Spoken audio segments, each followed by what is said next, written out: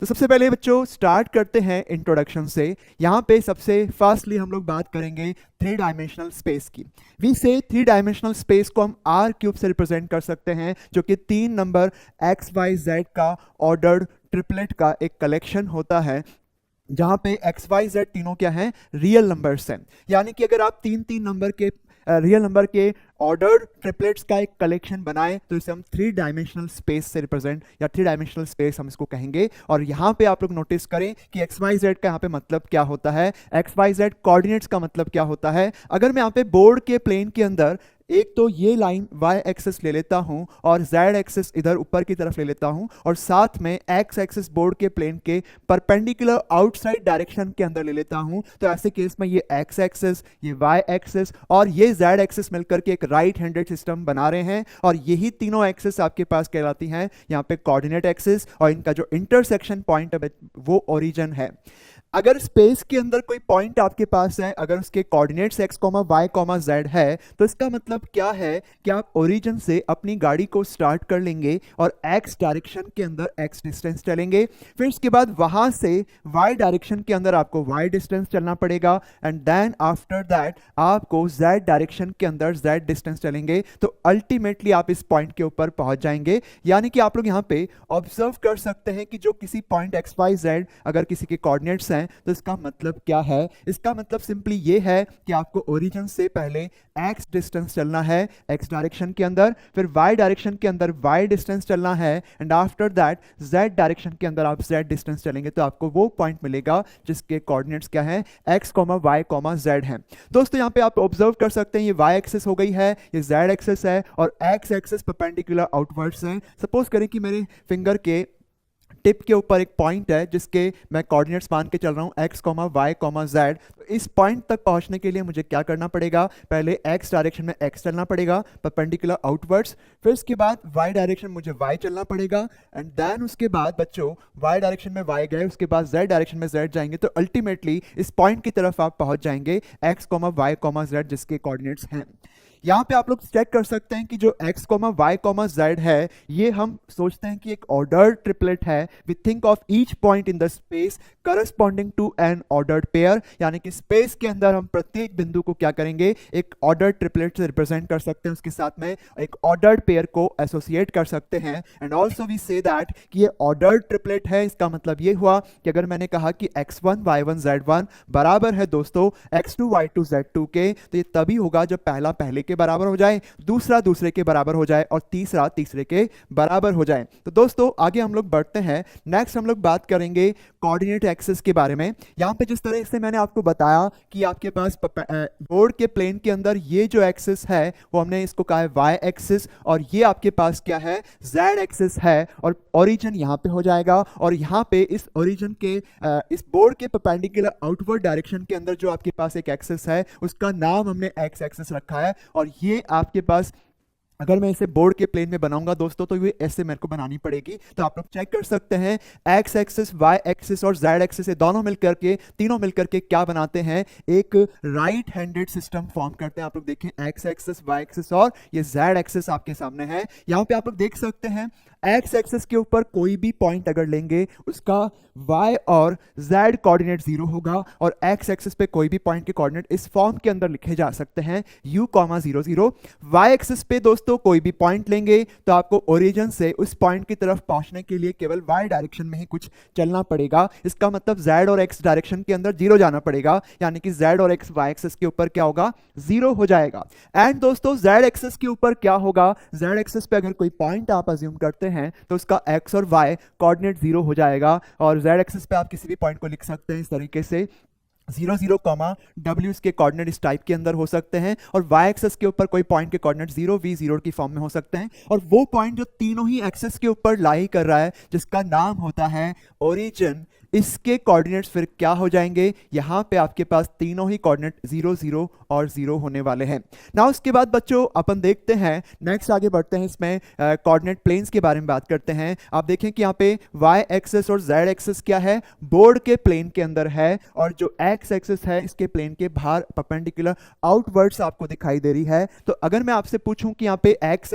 Y axis और Z axis किस plane के अंदर है, तो आप ऑब्जर्व कर सकते हैं कि बोर्ड के प्लेन के अंदर है। ओके, एंड ऑल्सो आप लोग देखना कि ये एक्स एक्सिस परपेंडिकुलर आउटवर्ड्स आपके पास है बाहर की तरफ, और ये वाई एक्सिस है। तो ये जो प्लेन आपके पास है ये कौन सा प्लेन हो गया, ये हो गया है एक्स वाई प्लेन। और ऑल्सो वी से दैट कि ये एक्स एक्सिस है और ये जेड एक्सिस आपके पास है। तो जो यहाँ पे प्लेन आपको दिखाई दे रहा है, ये इस तरीके से आपको बना के दिखाता हूं, ये आपका हो गया है एक्स जेड प्लेन। इसका मतलब ये है कि आपके पास तीन कोऑर्डिनेट प्लेन है, एक तो एक्स वाई प्लेन है, यानी कि वो प्लेन जिसके अंदर एक्स एक्सिस और वाई एक्सिस होती है वो एक्स वाई प्लेन हो गया। एक्स वाई प्लेन के ऊपर दोस्तों जेड की वैल्यू 0 होती है। आप देख सकते हैं कि ये एक्स वाई प्लेन बोर्ड के परपेंडिकुलर आउटवर्ड्स आपको दिखाई दे रहा होगा। और अगर आप किसी पॉइंट के ऊपर पहुंचना चाहते हैं तो आपको एक्स एक्सिस की डायरेक्शन में एक्स जाना पड़ेगा और वाई एक्सिस की डायरेक्शन के अंदर वाई जाना पड़ेगा, तो आप उस प्लेन पे पहुंच जाएंगे। एक काम करता हूं, मैं यहाँ पे आपको एक इसको ड्रॉ करके भी दिखाता हूं। सपोज करें कि ये कुछ इस तरीके से है आपके पास। यहाँ पे आप ऑब्जर्व कर सकते हैं कि जो एक्स वाई प्लेन है वो कौन सा दिख रहा है आपको, ये वाला आपके पास जो है ये एक्स वाई प्लेन है। एक्स वाई प्लेन अगर इस पॉइंट के कोऑर्डिनेट्स अगर मैं मान लेता हूं कि X comma Y comma Z है, तो ये वाले पॉइंट के कोऑर्डिनेट्स क्या होंगे, एक्स कॉमा वाई कॉमा 0, क्योंकि आप एक्स डायरेक्शन में एक्स चलोगे, वाई डायरेक्शन में वाई चलोगे और जेड डायरेक्शन में तो आप कुछ चलोगे ही नहीं। तो इसका मतलब एक्स वाई प्लेन के ऊपर दोस्तों किसी भी पॉइंट के कोऑर्डिनेट्स क्या होते हैं, एक्स कॉमा वाई कॉमा 0 होते हैं, उसमें ए कॉमा बी कॉमा 0 आप मान सकते हैं। एंड नाउ सिमिलरली आप लोग ऑब्जर्व कर सकते हैं कि ये आपके पास जेड डिस्टेंस है। तो ये जो पॉइंट आपके पास हो गया, आपको अगर इस पॉइंट पे पहुंचना है तो एक्स डायरेक्शन में तो कुछ चलना ही नहीं है, आपको वाई डायरेक्शन में वाई चलना है और जेड डायरेक्शन में जेड चलना पड़ेगा। तो इसका मतलब इस पॉइंट के कोऑर्डिनेट्स आपके पास 0 वाई जेड हो जाएगा। तो वाई जेड प्लेन के ऊपर किसी भी पॉइंट का एक्स कोऑर्डिनेट 0 होता है, यानी कि वाई जेड प्लेन पे किसी भी पॉइंट के कोऑर्डिनेट 0 पी क्यू की फॉर्म के अंदर हो जाते हैं। एंड नाउ सिमिलरली आप देख सकते हैं कि एक्स जेड प्लेन के ऊपर अगर कोई पॉइंट है तो आपको एक्स डायरेक्शन में एक्स जाना पड़ा, फिर इसके बाद वाई डायरेक्शन में वाई जाना पड़ेगा। तो आप इस पॉइंट पे पहुंच जाएंगे जिसके कोऑर्डिनेट्स क्या हैं, x, 0, z लिखे जा सकते हैं। तो इसका मतलब किसी भी पॉइंट का कोऑर्डिनेट एक्स जेड प्लेन के ऊपर ये फॉर्म के अंदर होगा दोस्तों, u0w की फॉर्म के अंदर आपके पास होता है। अब इसके बाद देखें, यहाँ पे आपके पास हमने बताया आपको कि ये तो हो गया आपका y एक्सिस, और इसके इस तरफ चले जाएं तो आप इसे बोल सकते हैं क्या, y डैश बोल सकते हैं दोस्तों। और इसके बाद ऊपर आपके पास है z एक्सिस और इसके नीचे आपके पास एक्सिस जो होगी उसको आप z डैश से रिप्रेजेंट कर सकते हैं। आप लोग यहाँ पे ऑब्जर्व करें कि दोनों ही एक्सिस कहाँ पे है, बोर्ड के प्लेन के अंदर है, और जो x एक्सिस है वो बोर्ड के प्लेन के बाहर परपेंडिकुलर आउटवर्ड्स आपके पास जा रही है। और इसको मैं यहाँ पे इस तरीके से रिप्रेजेंट कर देता हूं, तो इसके पीछे की तरफ आपके पास जो एक्सिस जा रही है वो आपको x डैश एक्सिस आप इसे यहाँ पे कह सकते हैं। आप लोग यहाँ पे ऑब्जर्व करना कि अगर मैं बोर्ड के प्लेन के बाहर की तरफ की बात करूं तो ये आपके पास x एक्सिस हो गई है, ये y एक्सिस है, ये z एक्सिस है। तो आप यहाँ पे देखना कि एक जहां पे मेरा हाथ आपको दिखाई दे रहा है, यहाँ पे कौन कौन सी एक्सिस है, x एक्सिस, y एक्सिस और z एक्सिस है, राइट। और अगर मैं इस तरफ की बात करूं जहां पे मेरा ये हाथ यहाँ पे है, तो इसमें आप देख सकते हैं कि आपके पास x, y डैश और z एक्सिस है, और ये इस जगह पे आपके पास कौन है, x है, y डैश है और z डैश है इस जगह पे, ठीक है ना।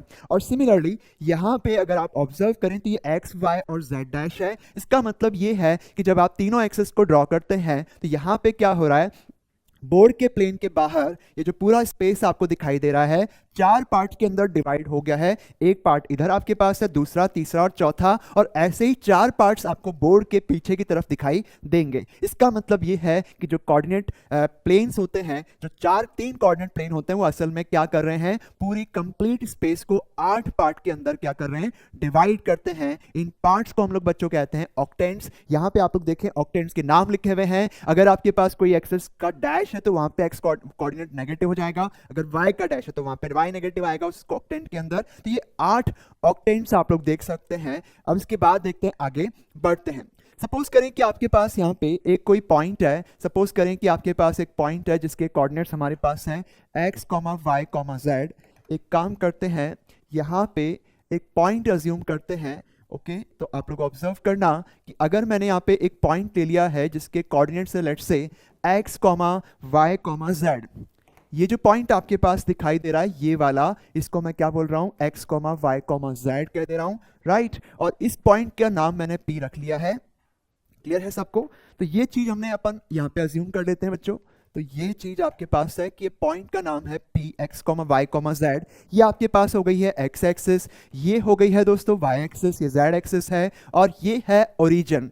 इस पॉइंट के कोऑर्डिनेट्स आपके पास x comma Y comma Z है। यहां से अगर आप देखें तो ये पॉइंट क्या है, ये पॉइंट है एक्स वाई प्लेन के ऊपर परपेंडिकुलर का फुट, जिसको हम क्या बोलेंगे X comma Y comma zero. और अगर आप इसी एक्स वाई प्लेन के अंदर इस पॉइंट का इमेज ले लें तो वो आपके पास बनेगा X comma Y comma minus Z हो जाएगा, X comma Y comma minus Z. इसका मतलब ये है कि अगर आप एक्स वाई प्लेन के अंदर यू वी डब्ल्यू का इमेज लेंगे तो आपको क्या मिलेगा, यू वी माइनस डब्ल्यू लिखना है यहाँ पे। और अगर इसी तरह से वाई जेड प्लेन के अंदर यू वी डब्ल्यू का इमेज लेते हैं तो आपको एक्स कोऑर्डिनेट को नेगेटिव करना है, जेड एक्स प्लेन के अंदर वाई कोऑर्डिनेट को नेगेटिव करना है दोस्तों। एंड नाउ सिमिलरली अगर आप किसी पॉइंट का एक्स एक्सिस के ऊपर परपेंडिकुलर ड्रॉप करेंगे तो क्या मिलेगा, अगर मैं वाई एक्सिस के ऊपर ओरिजिन से वाई एक्सिस के ऊपर ओरिजिन से परपेंडिकुलर ड्रॉप करूं, ओरिजिन से नहीं सॉरी, वाई एक्सिस के ऊपर इस पॉइंट से परपेंडिकुलर ड्रॉप करूं तो वो यहां पे मिलेगा, और ये आपके पास फुट ऑफ परपेंडिकुलर क्या बन गया, 0y0 बनेगा। एंड सिमिलरली अगर इसी को मैं अगर आगे बढ़ा लूं तो ये जो पॉइंट आपके पास आएगा ये एक्चुअल में क्या है, ये है image of the point X comma Y comma Z in Y axis, जिसको आप क्या लिख पाएंगे, ये बनेगा आपके पास माइनस का एक्स वाई कॉमा माइनस का जेड। यानी कि अगर किसी पॉइंट का आपको पॉइंट से एक्स एक्सिस के ऊपर परपेंडिकुलर वाई एक्सिस के ऊपर परपेंडिकुलर ड्रॉप करोगे तो इसका फुट तो बन गया 0y0, और जो इमेज बनेगी एक्स वाई जेड की वाई एक्सिस के अंदर वो आएगा minus X comma Y comma minus Z आपके पास आ जाएगा। तो इस तरीके से आप लोग देख लें foot of perpendicular and images मैंने आपको यहाँ पे बता दी है। अब इसके बाद देखें दोस्तों आगे को बढ़ते हैं। नेक्स्ट आपके सामने है position vector of X comma Y comma Z. अगर आपके पास एक स्पेस के अंदर कोई पॉइंट है जिसके कोऑर्डिनेट्स हैं दोस्तों X comma Y comma Z, तो इस पॉइंट का पोजीशन वेक्टर कैसे लिखेंगे उसके बारे में बात की जाएगी। तो आप लोग चेक कर सकते हैं कि ओपी वेक्टर आएगा आपके पास, क्या ओपी वेक्टर होगा, ओपी वेक्टर आपके पास होगा एक्स आई कैप प्लस वाई जे कैप प्लस जेड के कैप। तो किसी भी पॉइंट का पोजीशन वेक्टर आप लोग दोस्तों इस तरीके से लिख सकते हैं। ये चीज आपने वेक्टर में भी जरूर पढ़ी है। आपको मैं सजेस्ट करूंगा कि अगर 3D पढ़ने आए हो तो पहले एक बार वेक्टर जरूर पढ़ के फिर आप 3D पढ़ो। ऑलराइट बच्चों, तो चलते हैं आगे। नेक्स्ट आगे देखते हैं, अगर दो पॉइंट आपके पास स्पेस के अंदर दे रखे हैं, लेट्स से एक पॉइंट के कोऑर्डिनेट्स आपके पास है x1 y1 z1 और दूसरा पॉइंट आपके पास स्पेस के अंदर है x2 y2 z2, तो ऐसे केस में इस p1 p2 का आपके पास डायरेक्शन के अंदर वेक्टर क्या होगा, p1 p2 वेक्टर होगा दोस्तों position vector of p2 minus position vector of p1। तो p2 का पोजीशन वेक्टर क्या है, यह है x2 i cap plus y2 j cap plus z2 k cap, और पोजीशन वेक्टर ऑफ p1 क्या है, यह है x1 i cap plus y1 j cap plus z1 k cap. तो आप लोग दोस्तों यहाँ पे देख सकते हैं कि जो p1 p2 वेक्टर आपके पास आया वो ये आ गया है। और अगर आप इस वेक्टर का मैग्नीट्यूड निकालेंगे तो आपको तीनों कंपोनेंट जो i cap j cap k cap के कंपोनेंट्स है इन सब के स्क्वायर का सम करना पड़ेगा दोस्तों, और जब इनके स्क्वायर का सम करेंगे तो आपके पास p1 p2 के बीच का डिस्टेंस आ जाएगा। तो दोस्तों यहाँ पे आप लोग देख सकते हैं कि ये आपके पास क्या आ गया, डिस्टेंस फॉर्मूला आ गया है। ना बच्चों अपन यहाँ पे आगे बढ़ते हैं। नेक्स्ट हम लोग बात करेंगे direction cosines and direction ratios के बारे में। मान लीजिए कि आपके पास कोई एक वेक्टर है b A I cap plus B J cap plus C K cap. हम मान लेते हैं कि आपके पास कोई लाइन है और इस लाइन के अलोंग एक कोई वेक्टर आपको पता है बी वेक्टर, जिसको अपन इस तरीके से रिप्रेजेंट कर पा रहे हैं A I cap plus B J cap plus C K cap. तो हम दोस्तों यहाँ पे ए बी सी जो है, जो कि एक्चुअल में आई कैप जे कैप के कैप के अलोंग कंपोनेंट्स है वेक्टर के, इन्हें हम लोग कहते हैं डायरेक्शन रेशियोज। तो ये आपके पास क्या है, डायरेक्शन रेशियोज हैं, जिसको चाहे ऐसे रिप्रेजेंट करो एबीसी या फिर इस तरीके से रिप्रेजेंट कर सकते हो। किसी भी लाइन के डायरेक्शन के अंदर अगर आप कोई एक वेक्टर लेते हो, उसके कोलिनियर कोई वेक्टर लेते हो, तो उसके जो कंपोनेंट्स होंगे उसे हम बोलेंगे डायरेक्शन रेशियो। और डायरेक्शन रेशियो जो है वो यूनिक नहीं होते हैं, कई सारे हो सकते हैं क्योंकि वो रेशियो है। तो आप लोग चेक कर सकते हैं कि अगर कोई भी एक वेक्टर इसकी डायरेक्शन में लूंगा तो उसके जो कंपोनेंट्स होंगे वही उस वेक्टर के उस लाइन के एक्चुअल में डायरेक्शन रेशियोज होते हैं। नाउ सिमिलरली बच्चों, अगर हम एक कंपोनेंट अगर हम एक यूनिट वेक्टर लेते हैं लाइन के अलोंग बी कैप, जो कि हम लिख सकते हैं B upon magnitude of B, तो अगर इस वेक्टर को इसके मैग्नीट्यूड से डिवाइड किया जाए तो ये कुछ इस तरीके से बनेगा। जब आपने इसको इसके मैग्नीट्यूड से डिवाइड किया तो जो यूनिट वेक्टर आपके पास बना इस लाइन के अलोंग, इस यूनिट वेक्टर के जो आई कैप जे कैप के कैप के डायरेक्शन के अंदर कंपोनेंट्स जो आपको दिखाई दे रहे हैं, वही इस वेक्टर का क्या है, डायरेक्शन कोसाइंस है, बल्कि इस लाइन का डायरेक्शन कोसाइन है। तो डायरेक्शन कोसाइंस ऑफ लाइन ये आपके पास एलिमेंट, इससे अपन रिप्रेजेंट करते हैं इसको, तो ये आपके पास एल हो गया, ये एम हो गया और ये एन हो गया। इसका मतलब ये है कि अगर किसी एक लाइन की डायरेक्शन के अंदर कोई वेक्टर लेंगे तो उस वेक्टर के जो कंपोनेंट्स होते हैं वो डायरेक्शन रेशियो होते हैं, बट अगर वो वेक्टर आपके पास एक यूनिट वेक्टर है तो उसके कंपोनेंट्स को हम क्या बोलते हैं, लाइन के डायरेक्शन कोसाइंस कहते हैं। नाउ दोस्तों, इसके बाद हम लोग आगे बढ़ते हैं। मान लेते हैं कि आपके पास कोई एक लाइन है जिसका एक्स एक्सिस, वाई एक्सिस और जेड एक्सिस के साथ में एंगल क्या बन रहा है, अल्फा, बीटा और गामा बन रहा है। यानी कि हम मान लेते हैं कि लाइन के अलोंग जो वेक्टर बी है दोस्तों, उसका आई कैप, जे कैप, के कैप के साथ में एंगल क्या है, अल्फा, बीटा, गामा है। तो आप जानते ही हो कि कॉस ऑफ एंगल, किसी भी दो वेक्टर के बीच का एंगल निकालने के लिए क्या करना पड़ता है, इन दोनों के डॉट प्रोडक्ट को डिवाइड करेंगे इन दोनों ही वेक्टर के मैग्नीट्यूड से। तो अगर हमें कॉस अल्फा, हमारे पास क्या है, आई कैप और बी वेक्टर के बीच का एंगल है दोस्तों, तो कॉस अल्फा को लिख सकते हैं B dot I cap divided by magnitude of B, and magnitude of I cap भी डिवाइड होगा, बट वो तो 1 होता है आई कैप का मैग्नीट्यूड, तो केवल बी डॉट आई कैप रह जाएगा। अब क्योंकि बी वेक्टर आपके पास क्या है, A I cap plus B J cap plus C K cap है, तो इसका आई कैप के साथ में डॉट प्रोडक्ट करेंगे तो क्या आ जाएगा, ऊपर ए आ जाएगा और मैग्नीट्यूड ऑफ बी क्या आएगा, under root of A square plus B square plus C square. तो दोस्तों ये हुआ कॉस अल्फा।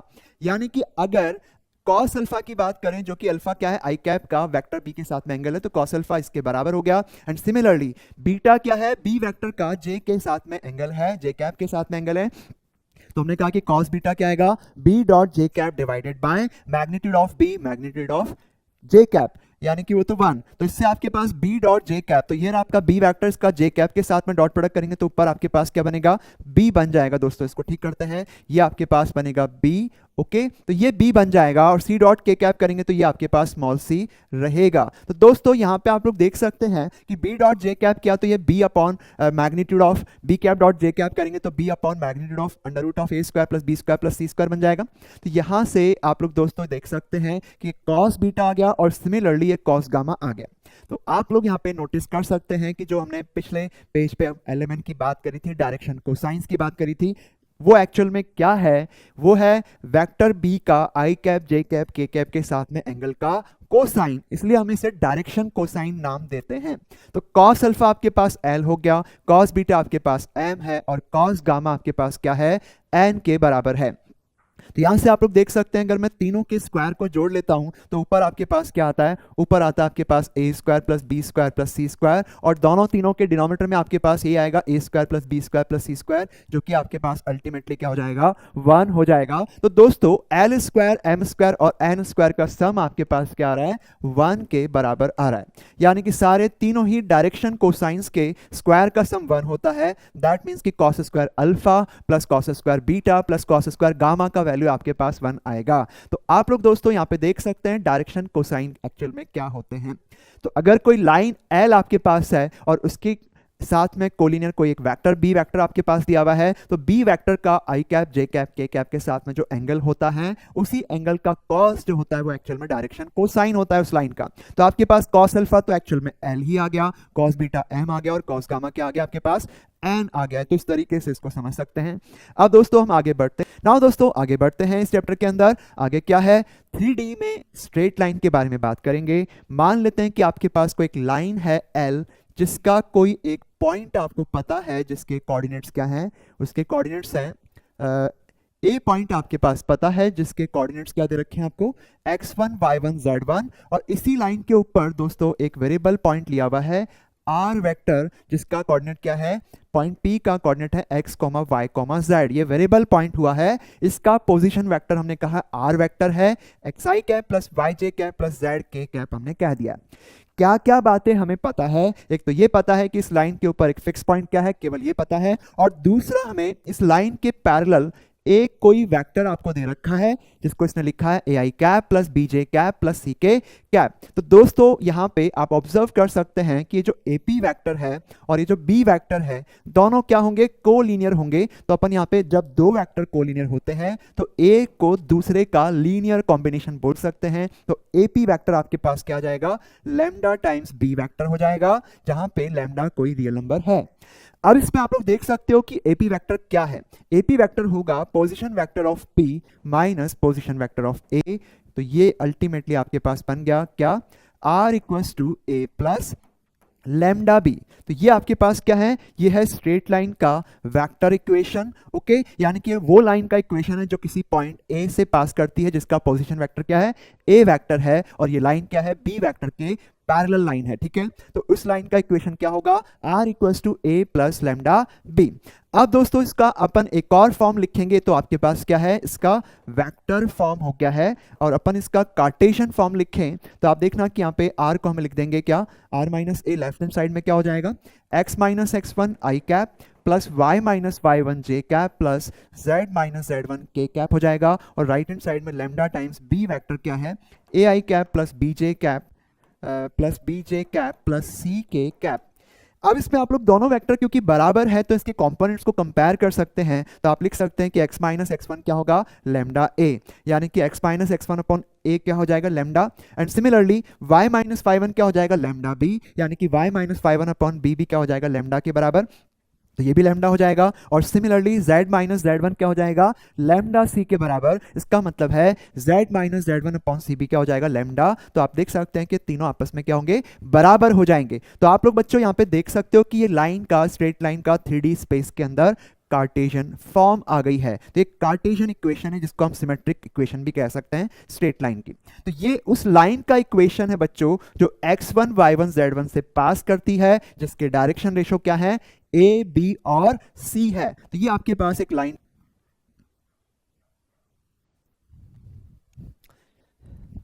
ऑलराइट दोस्तों, तो आगे बढ़ते हैं अपन। आगे आपके सामने है angle between two line. Suppose करें कि आपके पास कोई दो लाइंस गिवन है और हम उन दोनों के बीच का क्या करेंगे, एंगल फाइंड आउट करेंगे। मान लेते हैं कि एक लाइन है दोस्तों r equals to A one plus lambda B one, और या फिर दूसरी लाइन दे रखी है r equals to A two plus mu B two. Okay, अब ये जो फर्स्ट लाइन है ये इसका वेक्टर फॉर्म हो गया। अगर इसे कार्टेशियन फॉर्म में लिखते हैं तो आपके पास ये कुछ इस तरह से आ जाएगा। मान लो यहाँ पे x1 y1 z1 क्या है, ये है a1 का पोजीशन वेक्टर कह सकते हैं। a1 वेक्टर क्या होगा यहाँ पे, x1 i cap plus y1 j cap plus z1 k cap. And also बच्चों b1 वेक्टर जो आपके पास दिख रहा है, जो इस लाइन l1 के डायरेक्शन के अंदर कोई एक वेक्टर है, उसके कंपोनेंट कौन है, a1 b1 c1, यानी कि a1 b1 c1 कौन है, l1 के डायरेक्शन रेशियोज हैं। और सिमिलर आप सेकंड में भी देख सकते हैं। अगर आपको इन दो लाइंस के बीच का एंगल चाहिए दोस्तों, तो दोनों लाइंस के बीच का एंगल एक्चुअल में इन दोनों के डायरेक्शन के अंदर जो आपको वेक्टर दिखाई दे रहे हैं, इनके बीच का एंगल ही होगा। यानी कि the angle between two vectors b1 b2 अगर आप निकालेंगे तो वही आपके पास लाइंस के बीच का एंगल भी होता है। तो अगर आपने कहा कि थीटा आपके पास b1 b2 के बीच का एंगल है, तो दोस्तों आप लिख सकते हैं कि cos थीटा क्या होगा, b1 dot b2 divided by magnitude of b1 multiplied by magnitude of b2 होगा। तो दोस्तों यहां से आपके पास थीटा हो जाएगा cos inverse of b1 dot b2 divided by magnitude of b1 into magnitude of b2।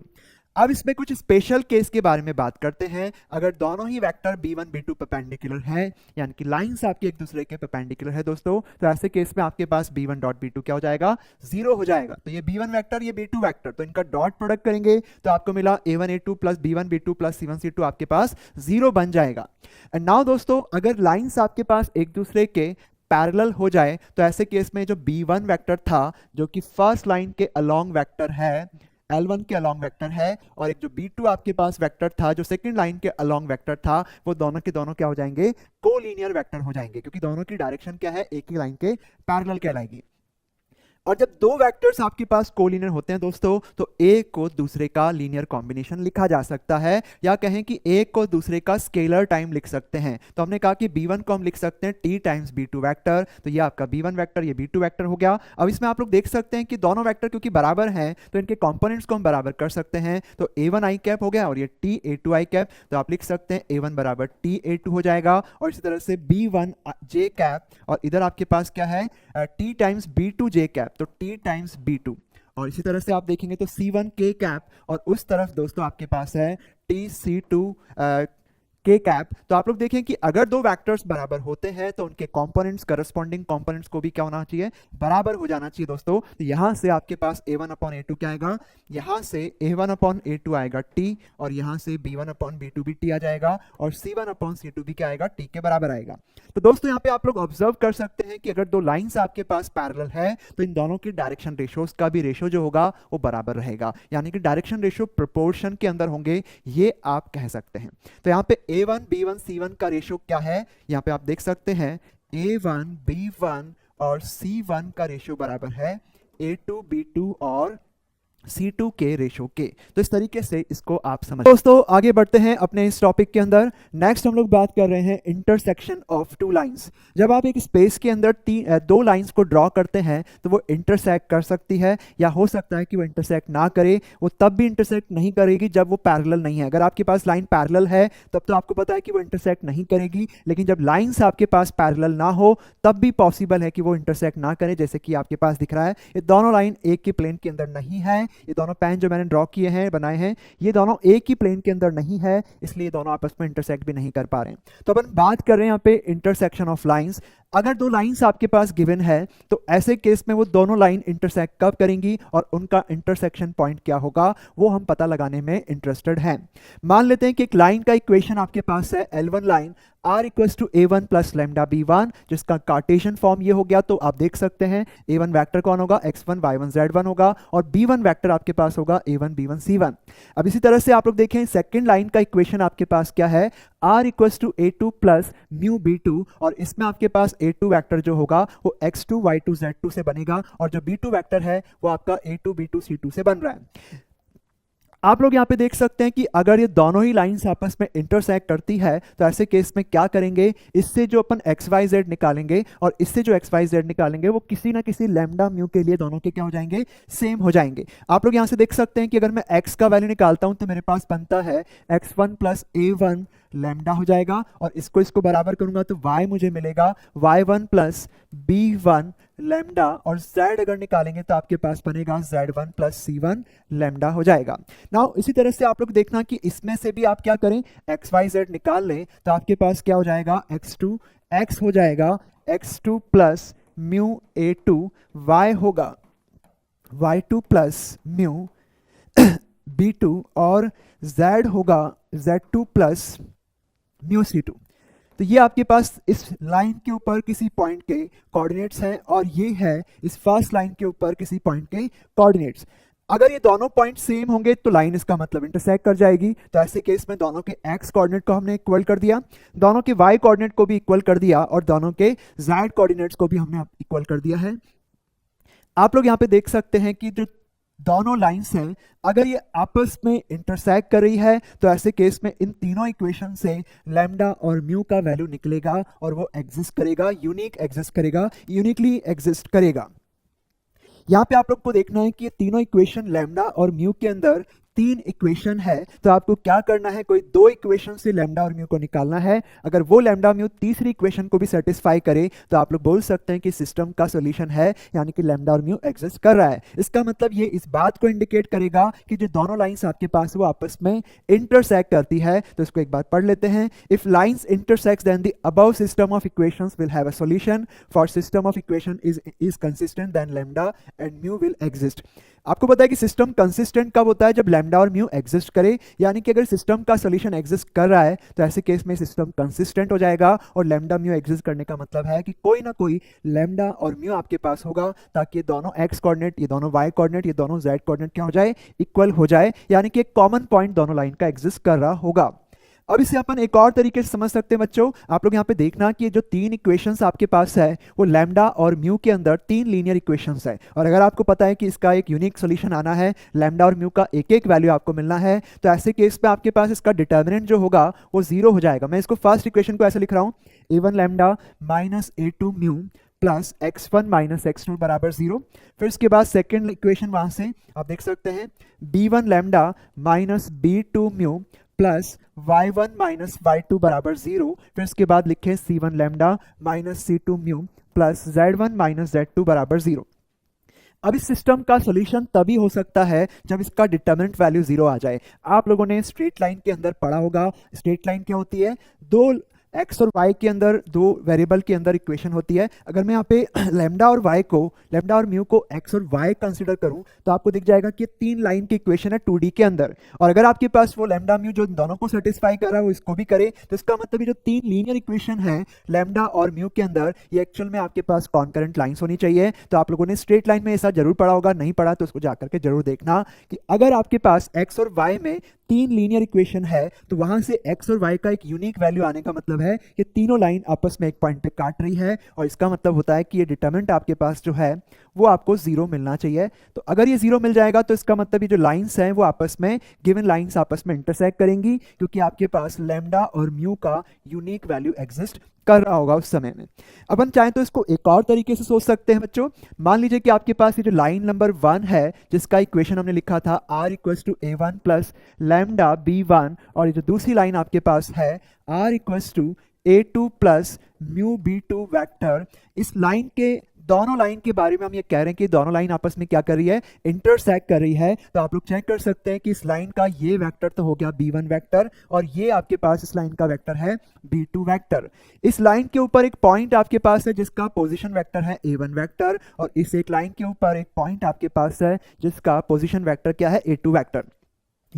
अगर ये दो लाइंस आपस में इंटरसेक्ट करती हैं तो ऐसे केस में इन दोनों ही लाइंस को क्या होना पड़ेगा, कोप्लेनर होना पड़ेगा। तो ऐसे सिचुएशन में आपको यहाँ पे देखना है कि एक वेक्टर और दूसरा वेक्टर आपके पास b2 वेक्टर और तीसरा वेक्टर आपके पास b1 वेक्टर, ये तीनों के तीनों क्या होने चाहिए, कोप्लेनर होने चाहिए। तो आप लोग यहाँ पे देख सकते हैं कि b1 vector, b2 vector and a1 minus a2 vector को होना चाहिए कोप्लेनर। और अगर ये कोप्लेनर है तो क्या कंडीशन होती है, अगर ये कोप्लेनर है तो आपको पता है कि इनका वेक्टर स्केलर ट्रिपल प्रोडक्ट क्या आएगा, 0 के बराबर आ जाएगा। तो ये आपके पास 0 हो जाएगा। अब आप देखें b1 वेक्टर क्या है, आपको दिख रहा है यहाँ पे, जो अपन ने पीछे पेज पे लाइन लिखी थी b1 L1 लाइन से आपके पास b1 वेक्टर क्या आएगा बताएं, ये आएगा a1 b1 c1, और b2 वेक्टर आपके पास बनेगा a2 b2 c2 से, और a1 माइनस a2 वेक्टर बन रहा है x1 minus x2, y1 minus y2 और z1 माइनस z2 से। तो ये आपके पास क्या होगा, डिटर्मिनेंट 0 के बराबर होगा। तो अगर ये दो लाइंस आपके पास इंटरसेक्टिंग लाइंस होगी तो ऐसे केस में ये वेक्टर और ये वेक्टर तीनों के तीनों क्या होंगे,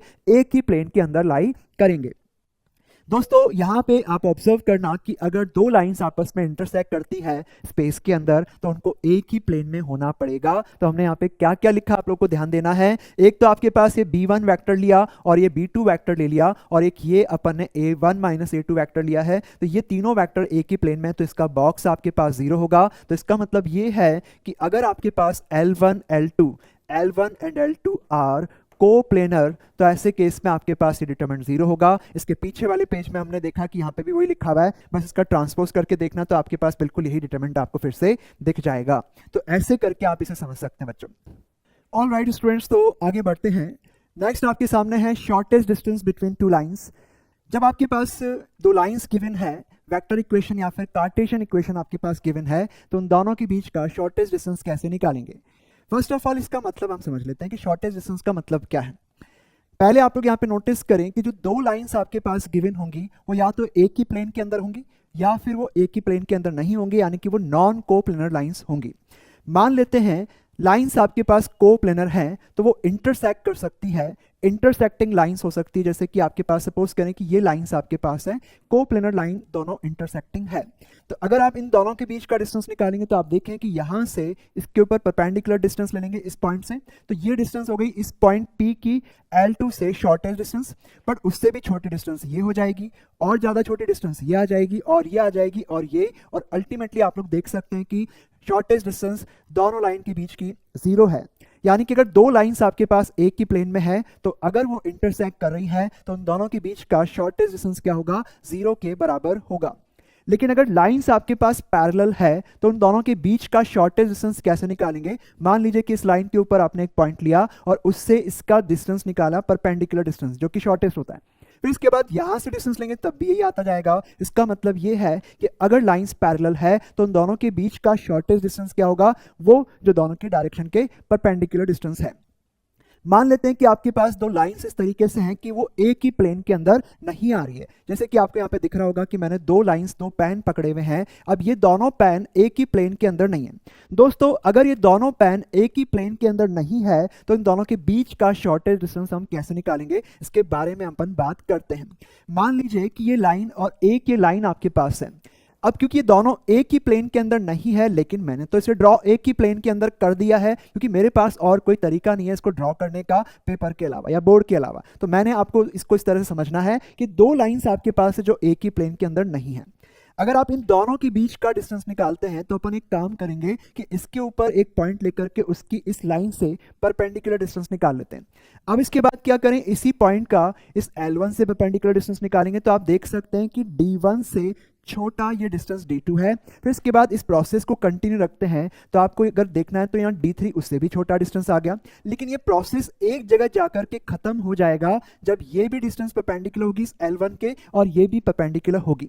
यानी कि दो लाइंस अगर स्क्यू लाइंस है, इस तरह से एक ही प्लेन के अंदर वो अगर नहीं आ रही है, तो इन दोनों के बीच का शॉर्टेस्ट डिस्टेंस क्या होगा, वो डायरेक्शन के अंदर होगा जो दोनों के परपेंडिकुलर डायरेक्शन है। यानी कि अगर लाइंस एक ही प्लेन के अंदर नहीं है तो उसके बीच का डिस्टेंस अब अपन निकाल के आपको बताएंगे। अगर दो लाइंस एक प्लेन के अंदर नहीं लाई करती है तो उन दोनों लाइंस को हम कहते हैं स्क्यू लाइंस। स्क्यू लाइंस के बीच का डिस्टेंस कैसे निकालना है वो हमें समझना है। यहाँ पे मान लेते हैं कि आपके पास एक लाइन L1 है जिसका इक्वेशन आपके पास है R = A1 + लैम्डा B1, और एक और लाइन है R = A2 + म्यू B2। अब इन दोनों लाइन के बीच का हमें शॉर्टेस्ट डिस्टेंस निकालना है। आप देख सकते हैं कि इस L1 लाइन के अलोंग एक वेक्टर B1 हो गया और इस L2 के अलोंग एक वेक्टर आपके पास है B2 वेक्टर। एंड नाउ इस फर्स्ट लाइन के ऊपर एक पॉइंट आपके पास है A1 जिसका पोजीशन वेक्टर है A1 वेक्टर, और इस सेकंड लाइन के ऊपर एक पॉइंट है जिसका पोजीशन वेक्टर क्या है, A2 वेक्टर है। अब क्योंकि हमें इस दोनों लाइन के परपेंडिकुलर डायरेक्शन में जाकर के ही दोनों के बीच की शॉर्टेस्ट डिस्टेंस मिलेगी, यानी कि आपको उस डायरेक्शन में जाना पड़ेगा जो दोनों के परपेंडिकुलर है। अब वो डायरेक्शन जो इन दोनों के परपेंडिकुलर है वो कैसे आएगी, क्योंकि इसका डायरेक्शन B2 वेक्टर है, इसका डायरेक्शन B1 वेक्टर है, और आप जानते हैं दो वेक्टर का क्रॉस प्रोडक्ट करते हैं तो हमें वो वेक्टर मिलता है जो दोनों के परपेंडिकुलर है। यानी कि इस डायरेक्शन के अंदर अगर आपको वेक्टर रिक्वायर्ड है तो वो आपको मिलेगा इन दोनों के क्रॉस प्रोडक्ट से, क्योंकि इन दोनों के परपेंडिकुलर वेक्टर आपको चाहिए। दैट मीन्स कि आपको मिलेगा B = B1 क्रॉस B2 से। अब इसके बाद क्योंकि आपको इसी डायरेक्शन के अंदर वेक्टर चाहिए तो आपको क्या करना पड़ेगा, इस लाइन सेगमेंट का अपन क्या करें, इसी वेक्टर के ऊपर अगर प्रोजेक्शन लेंगे तो आप देख सकते हैं 90 डिग्री हो गया, ये भी आपके पास 90 डिग्री है। तो ये जो लेंथ आपके पास है जिसे हम शॉर्टेस्ट डिस्टेंस कह रहे हैं जो दोनों के परपेंडिकुलर है, ये लेंथ असल में इस वेक्टर का प्रोजेक्शन है इस B वेक्टर के ऊपर।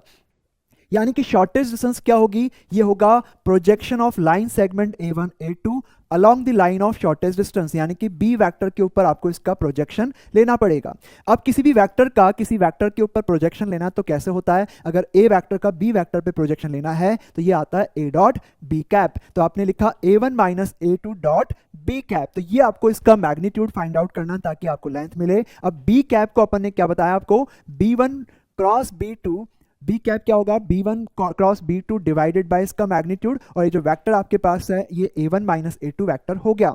यानी कि आप लोग यहाँ पे देख सकते हैं कि जो न्यूमरेटर में आपको दिखाई दे रहा है वो A1 - A2 B1 और B2 का स्केलर ट्रिपल प्रोडक्ट का मैग्नीट्यूड है। तो आपके पास ये फॉर्मूला आ जाता है शॉर्टेस्ट डिस्टेंस निकालने का। A1 - A2 का A1 - A2 B1 B2 का आपको स्केलर ट्रिपल प्रोडक्ट करना है, इसका बॉक्स निकालना है, divided by B1 cross B2 करेंगे तो आपको दोस्तों शॉर्टेस्ट डिस्टेंस आ जाएगी दोनों लाइन के बीच की।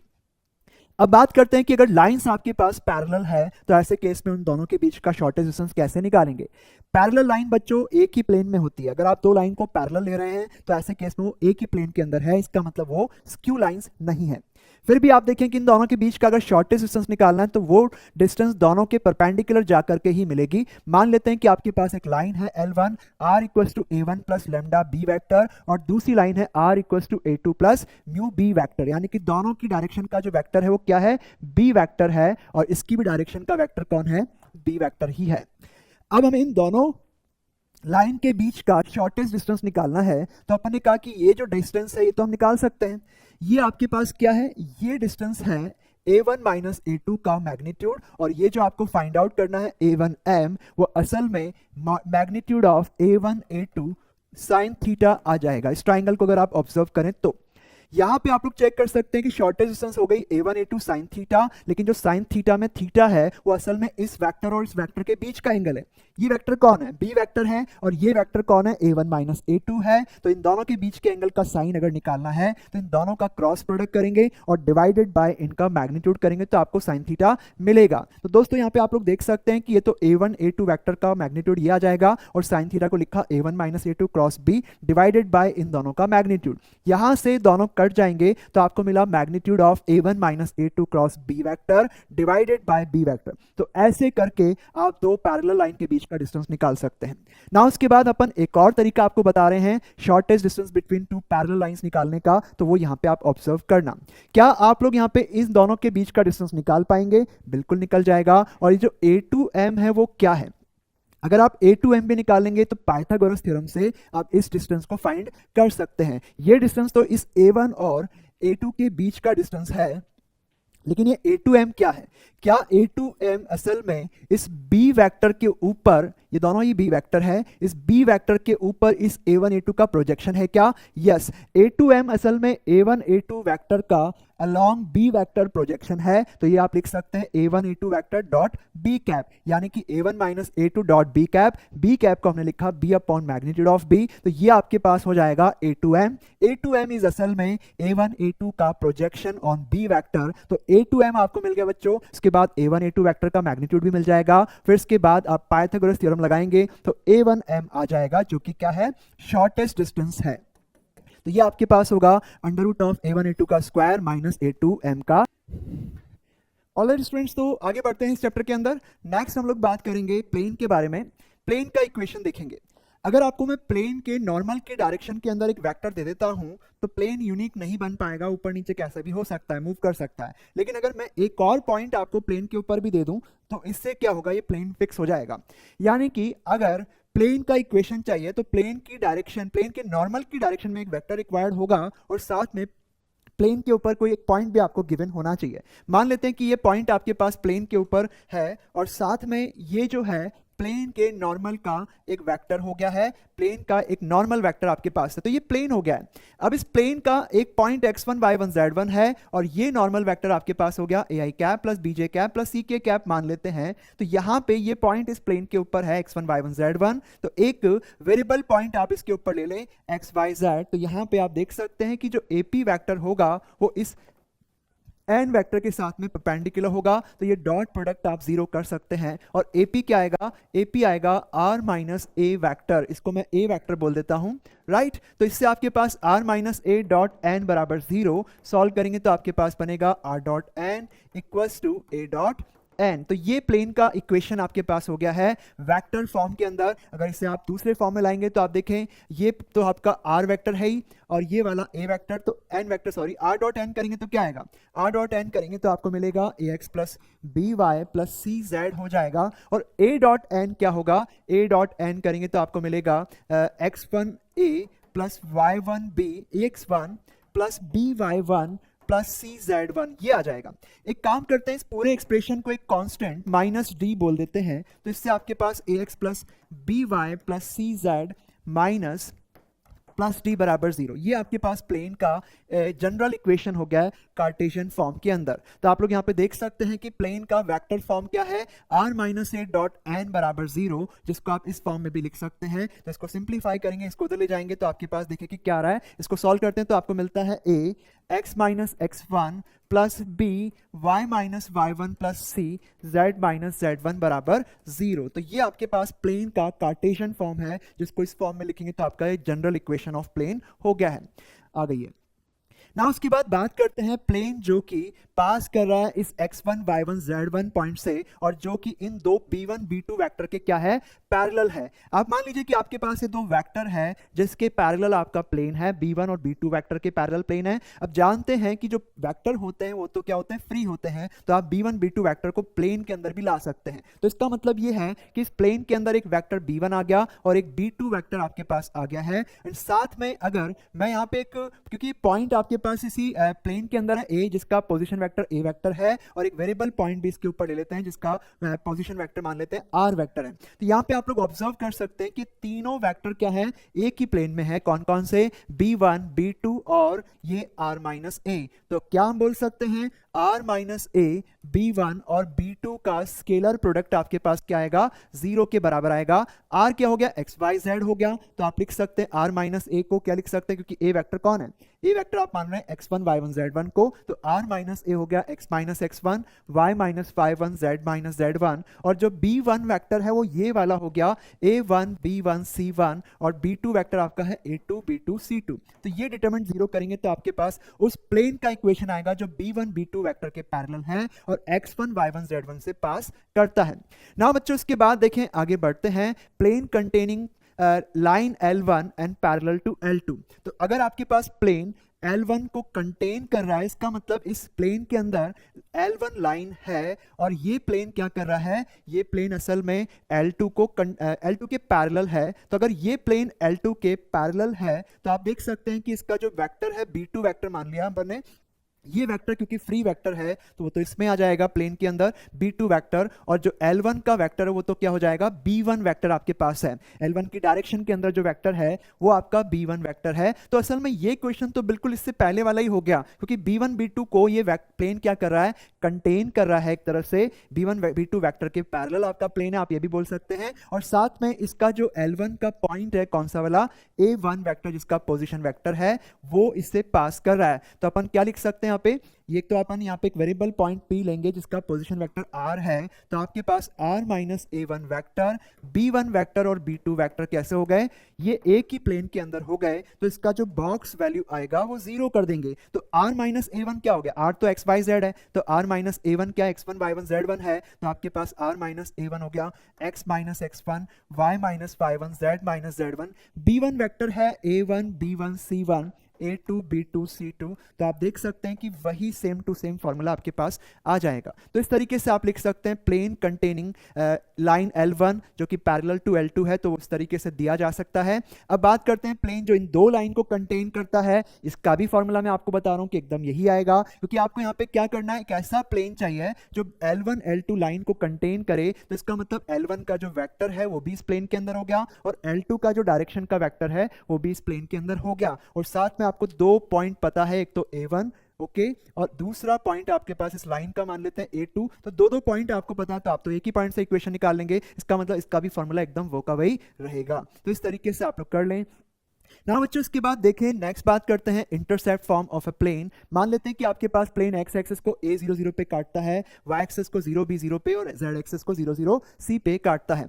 तो आप लोग यहाँ पे इस प्लेन का इक्वेशन कैसे निकालेंगे, तो हमने कहा कि इस प्लेन के ऊपर क्योंकि आपको 3 पॉइंट पता है, कौन कौन से 3 पॉइंट आप जानते हैं, एक तो आपके पास है ये वाला a00 और एक पॉइंट आपके पास ये मान लेते हैं 00b 00b और तीसरा पॉइंट इस प्लेन के ऊपर है 00c। तो आप एक और पॉइंट मान लें क्या, x y z variable point.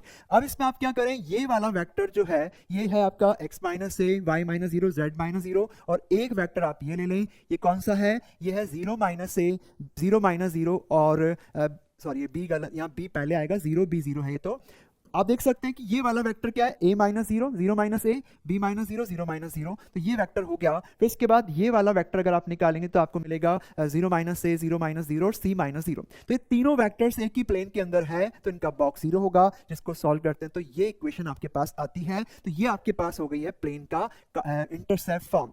Next बात करते हैं x1 y1 z1 पॉइंट का इस प्लेन से परपेंडिकुलर डिस्टेंस। तो अगर आप पॉइंट x1 y1 z1 से प्लेन का परपेंडिकुलर डिस्टेंस निकालना चाहते हो तो वो डिस्टेंस आएगा modulus of ax1 plus by1 plus cz1 plus d divided by under root of a square plus b square plus c square. ये बिल्कुल वैसा है जैसे स्ट्रेट लाइन के अंदर ax plus by plus c बराबर 0 लाइन से लाइन की डिस्टेंस x1 y1 से निकालते तो क्या लिखते हैं, modulus of ax1 plus by1 plus c upon under root of a square plus b square. तो वही सेम फॉर्मूला दिख गया। अब इसके बाद अगर ये दो पैरेलल प्लेन आपके सामने है तो इन दोनों के बीच का डिस्टेंस क्या आएगा, पहले तो आप देखिए एक्स वाई जेड के कोफिशिएंट सेम कर लें, इसमें अगर अलग है तो d1 माइनस d2 अपॉन नीचे under root of a square plus b square plus c square. ये दोनों प्लेन के बीच का डिस्टेंस हो गया। अब बात करते हैं बच्चों दो प्लेन के बीच का एंगल। मान लेते हैं कि एक प्लेन आपके पास है पाई 1 है, ये पाई 2 है, इन दोनों के बीच का एंगल ये वाला थीटा है, तो आप बता सकते हैं कि ये क्या होगा, ये पाई माइनस थीटा होगा। ठीक है, अब अपन ने यहाँ पे इस प्लेन नंबर 1 पे एक नॉर्मल वेक्टर हो गया, प्लेन नंबर 2 पे नॉर्मल वेक्टर हो गया, तो आप देख सकते हैं कि जो क्वाड्रिलेटरल है इसके दो एंगल तो 90-90 दिख रहे हैं, और ये वाला एंगल आपने पाई माइनस थीटा बोला, तो ये भी क्या होगा, थीटा हो जाएगा, क्योंकि चारों एंगल का सम तो पाई 2 पाई होने वाला है। तो आप यहाँ पे देख सकते हैं कि असल में जो प्लेन है उनके बीच का एंगल तो असल में है क्या, दोनों प्लेन के नॉर्मल्स के बीच का एंगल ही है, और n1 n2 वेक्टर्स के बीच का एंगल आप इस तरीके से फाइंड आउट कर सकते हैं। तो ये आपका तरीका हो गया। अगर आपके पास दोनों प्लेन के ऊपर कुछ स्पेशल केस ले लें, मान लीजिए कि आपके पास थीटा 0 आ जाए, अगर थीटा 0 आ जाए तो फिर तो n1 वेक्टर और n2 वेक्टर क्या हो जाएंगे, कोलिनियर हो जाएंगे। ओके, क्योंकि अगर n1 n2 कोलिनियर है तो आप n1 को t टाइम्स n2 लिख सकते हैं, और n1 वेक्टर आपका मान लीजिए a1 b1 c1 है, तो आप लिख सकते हैं a1 i cap plus b1 j cap plus c1 k cap बराबर t times a2 i cap plus b2 j cap plus c2 k cap लिख सकते हैं। अब इसमें कंपेयर करें, सेम कंपोनेंट्स को कंपेयर करें, तो a1 बराबर t a2 हो जाएगा, तो a1 अपॉन a2 t आ जाएगा। सिमिलरली b1 अपॉन b2 भी t बनेगा, और c1 अपॉन c2 भी t आ जाएगा। एंड नाउ सिमिलरली अगर दोनों प्लेन के बीच का एंगल 90 डिग्री है तो n1 डॉट n2 0 हो जाएगा, तो फिर ये आपका 0 आ जाएगा। तो इस तरीके से देखा जा सकता है।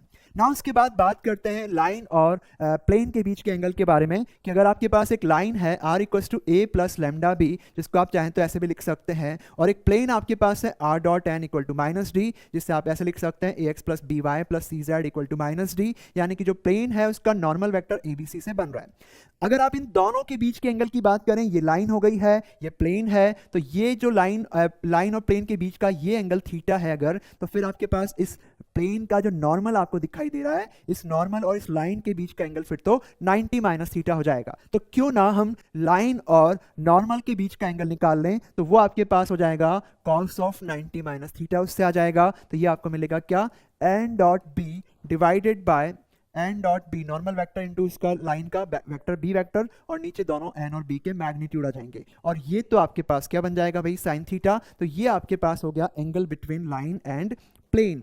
अब इसमें आप देखें स्पेशल केसेस में आप देख सकते हैं कि अगर ये थीटा 0 हो जाए, तो ऐसे केस में आपके पास ये थीटा 0 हो गया, तो फिर ये 90 हो जाएगा, यानी कि आपके पास अगर थीटा साइन थीटा अगर 1 आ जाए, थीटा 90 हो जाएगा। इसका मतलब ये है कि जो प्लेन और लाइन उनके बीच का एंगल 90 डिग्री हो जाएगा, और अगर आपके पास यहाँ पे साइन थीटा 0 आ जाए, तो इसका मतलब थीटा 0 हो जाएगा, और थीटा 0 हो गया यानी कि लाइन और प्लेन के बीच का एंगल 0 हो गया, तो फिर लाइन क्या करेगी, प्लेन के पैरेलल आ जाएगी। वहां से आप ऑब्जर्व करना। नेक्स्ट हम लोग बात करते हैं बच्चों, आगे बढ़ते हैं, intersection of a line and a plane. जब एक लाइन और एक प्लेन को अपन ड्रॉ करेंगे तो वो आपस में इंटरसेक्ट कर सकते हैं। अगर इंटरसेक्ट करते हैं, एक पॉइंट पे इंटरसेक्ट कर सकते हैं, हो सकता है कि वो इंटरसेक्ट ना करें, या इवन ये भी हो सकता है कि जो लाइन है उस प्लेन पे ही आ जाए, ऐसा भी पॉसिबल है।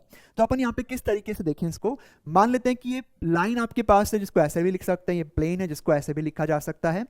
अगर मैं यहां पे कहूं कि इस लाइन और प्लेन के बीच का एंगल 0 आ जाए, इसका मतलब ये आपके पास क्या आ जाए, n डॉट बी 0 आ जाए, तो ऐसे केस में आप बोल सकते हैं अगर n डॉट बी 0 होता है तो n वेक्टर तो क्या बनेगा, ABC से बन रहा है, सॉरी ABC से नहीं, कैपिटल ABC से बन रहा है n वेक्टर नॉर्मल वेक्टर, और जो b वेक्टर है वो इस ABC से बन रहा है। इन दोनों का अगर डॉट प्रोडक्ट 0 हो जाए, तो ऐसे केस में लाइन जो है वो प्लेन के पैरेलल हो जाएगी, पैरेलल टू द प्लेन, ऐसी सिचुएशन आ जाएगी।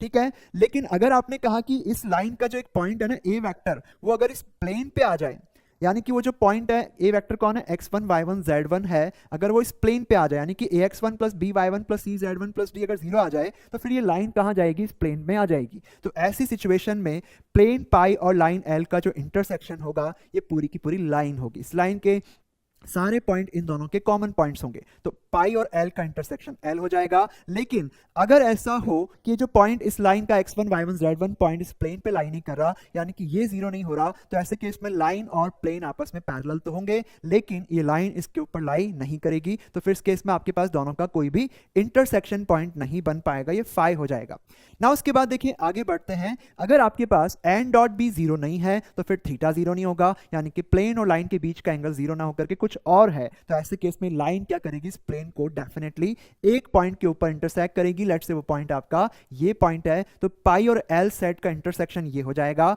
अब अपन उस इंटरसेक्शन पॉइंट को कैसे निकालेंगे? अगर आप लाइन और प्लेन का इंटरसेक्शन पॉइंट निकालना चाहते हैं तो ये फॉर्मूला आप याद रखें, ये आपके पास हो गया। इसको यहाँ अपन देखें, x minus X one upon A, ये पूरी लाइन की इक्वेशन वाला पार्ट हो गया, और ये जो लैम्डा है उसकी जगह पूरी एक्सप्रेशन को आपको लिखना है। कैसे आता है एक बार मैं आपको ये समझा देता हूँ कि ये फॉर्मूला कैसे आया। प्लेन आपके पास है A X plus B Y plus C Z plus T बराबर 0, और लाइन आपके पास क्या है, x minus X one upon A equal to Y minus Y one upon B equal to Z minus Z one upon C, मान लेते हैं कि इक्वल टू लैम्डा है।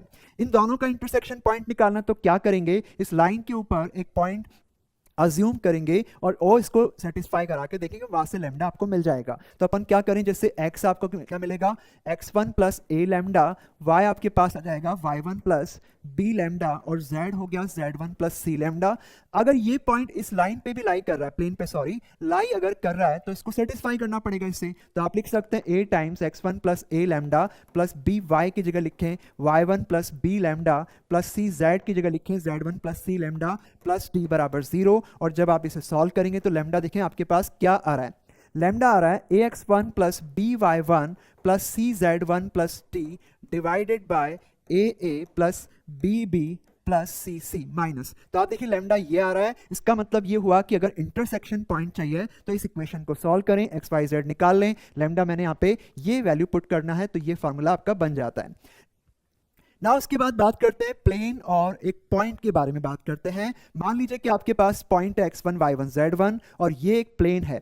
x1 y1 z1 पॉइंट से अगर आप प्लेन पे परपेंडिकुलर ड्रॉप करते हैं तो ये तो हो गया आपका फुट ऑफ परपेंडिकुलर। फिर इसके बाद अगर इसी लाइन को आगे बढ़ा लें और जितना ये pf है उतना ही आगे बढ़ा करके एक पॉइंट p डैश ले आते हैं, तो p डैश कौन है, ये है p का प्लेन के अंदर मिरर इमेज। ठीक है, अब अपन बात करेंगे कि फुट ऑफ परपेंडिकुलर कैसे फाइंड आउट करना है। तो हमने कहा अगर आपको फुट ऑफ परपेंडिकुलर निकालना है तो आप इस इक्वेशन को सॉल्व करें, x minus X one upon A equal to Y minus Y one upon B equal to Z minus Z one upon C. Okay, equal to लिखें minus of A X one plus B Y one plus C Z one plus T divided by A square plus B square plus C square. ऐसा ही formula आपने straight line 2D के अंदर भी जरूर पढ़ा होगा। तो ये फुट ऑफ परपेंडिकुलर निकालने का फॉर्मूला हो गया है। और अगर आपको इमेज निकालनी है, अच्छा इसने फुट ऑफ परपेंडिकुलर यहाँ लिखा हुआ है, तो आप देखिए मैंने उधर लिखा था और ये चीज़ आगे लिखी भी है, ये फुट ऑफ परपेंडिकुलर निकालने का फॉर्मूला हो गया। और अगर आपको यहाँ पे इमेज का पॉइंट चाहिए, x1 y1 z1 की प्लेन के अंदर इमेज चाहिए, तो यहाँ पे बस -2 आ रहा है, बाकी सब कुछ सेम है ना दोस्तों। इसके बाद देखें, आगे बढ़ते हैं, projection line and image line. मान लीजिए कि आपके पास ये कोई एक प्लेन है, ये प्लेन के अंदर आपको क्या करना है दोस्तों, इस लाइन का, ये लाइन है आपके पास, इस लाइन का हमें बनाना है प्रोजेक्शन और इस लाइन का हमें इमेज भी बनाना है।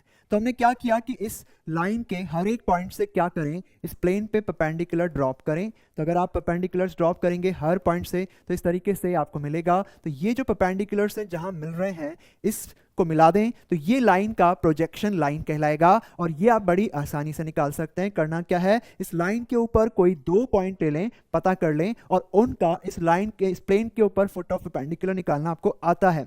वो 2 पॉइंट आप मालूम कर लें और उनका फुट ऑफ परपेंडिकुलर देख लें, तो वो 2 आपको मिल जाएंगे पॉइंट और उनको ज्वाइन करने वाली लाइन की इक्वेशन फिर आप लिख सकते हैं। एंड ऑल्सो उसके बाद देखें इमेज लाइन कैसे बनेगी। तो इस लाइन के हर एक पॉइंट से अगर आप यहाँ पे इमेज ले लें उसका इस प्लेन के अंदर, तो इस लाइन के हर एक पॉइंट का इमेज लेने पर जो पॉइंट्स मिलते चले जाएंगे उनको ज्वाइन करने से आपको मिलती है क्या, इमेज लाइन मिल जाएगी। ये कैसे पता करोगे, आपको फिर से इस लाइन L के ऊपर कोई 2 पॉइंट पता करने हैं। आपको कुछ भी 2 पॉइंट लिख लो वहां पे उसके ऊपर और उस 2 पॉइंट की क्या करें, इस प्लेन के अंदर इमेजेस पता कर लो। तो फिर इन 2 पॉइंट को ज्वाइन कर दो तो आपको इमेज लाइन की इक्वेशन मिल जाएगी। ना उसी तरह से अगर आपके पास लाइन और ये प्लेन, अगर लाइन प्लेन को इंटरसेक्ट नहीं करता है तो फिर प्रोजेक्शन लाइन क्या है और साथ में इमेज लाइन क्या है उसके बारे में समझते हैं। तो अगर ये लाइन आपके पास गिवन है तो इसके हर एक पॉइंट से क्या करें, परपेंडिकुलर्स ड्रॉप करें। तो ये जो परपेंडिकुलर्स मिलेंगे इनको मिलाने से जो लाइन बनती है वो प्रोजेक्शन लाइन हो गई। और ऐसे ही इन सारे पॉइंट्स की इमेजेस ले लें प्लेन के अंदर, तो इन सारी इमेजेस को मिला के जो लाइन बनती है वो क्या है, लाइन का प्लेन के अंदर इमेज लाइन है। तो आप लोग यहाँ पे देख सकते हैं कि इस लाइन का इमेज कैसे निकालोगे। इसके लिए इस एल के ऊपर कुछ 2 पॉइंट आप देख लें और उनकी इमेजेस इस प्लेन के अंदर निकाल लें और फिर 2 पॉइंट आपको पता लग गए तो इस लाइन का इक्वेशन भी आ जाएगा। नाउ दोस्तों इसके बाद देखें, आगे बढ़ते हैं, इंटरसेक्शन ऑफ 2 प्लेन के बारे में बात करते हैं। अगर आपके पास 2 प्लेन आपस में इंटरसेक्ट करें, जैसे कि मैं मान लेता हूं कि आपके पास ये 2 प्लेन्स हैं, एक ये प्लेन है मेरे पास और एक ये प्लेन है। अगर ये दोनों आपस में इंटरसेक्ट कर रहे हैं तो आप देख सकते हैं कि इनके इंटरसेक्शन से ये एक लाइन बन रही है। क्या आप देख पा रहे हैं? ये एक लाइन बन रही है। या ऐसे सोचो कि ये 2 प्लेन है, मैंने मोड़ रखे ना, कैसे दिखाऊं, ये 2 प्लेन है जो ऊपर कवर पे देखना आप केवल। तो ये दोनों प्लेन आपस में कट करके क्या बना रहे हैं? एक लाइन बना रहे हैं, आप देख सकते हैं। तो वो लाइन आपके पास कैसे आएगी, आपको देखना है ये लाइन आपको कैसे मिलेगी। पहली तो बात कि कट अगर नहीं करेंगे तो ऐसे केस में ऐसे पैरेलल प्लेन होंगे, और जब ये ऐसे पैरेलल प्लेन होंगे तो दोनों का इंटरसेक्शन फाई होगा। लेकिन अगर एक प्लेन दूसरे के ऊपर लाई कर जाए तो पाई 1 पाई 2 का इंटरसेक्शन पूरा का पूरा प्लेन या तो पाई 1 होगा या फिर आप पाई 2 भी बोल सकते हैं।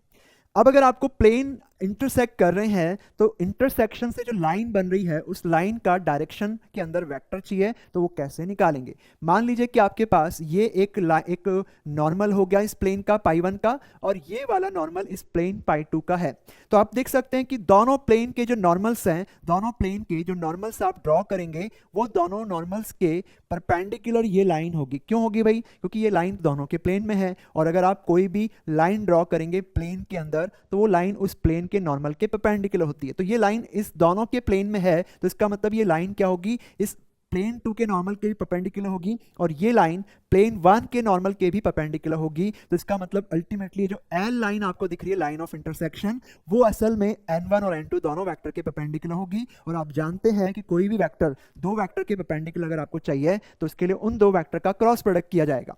तो वो वेक्टर जो इस n1 n2 के परपेंडिकुलर होगा वो आपको मिलेगा n1 क्रॉस n2 करके मिल जाएगा। नेक्स्ट हम लोग बात करते हैं system of planes passing through the line of intersection of 2 planes. मान लेते हैं कि आपके पास 2 प्लेन दे रखे हैं, एक का नाम है पाई 1 और एक का नाम पाई 2 है। तो इन दोनों की जो लाइन ऑफ इंटरसेक्शन बन रही है उससे पास करने वाला प्लेन कैसे मालूम करेंगे? ये आपको मिलेगा पाई 1 प्लस लैम्डा पाई 2 बराबर 0, यानी कि a1x plus b1y plus c1z plus d1 plus lambda times a2x plus b2y plus c2z plus d2 बराबर 0।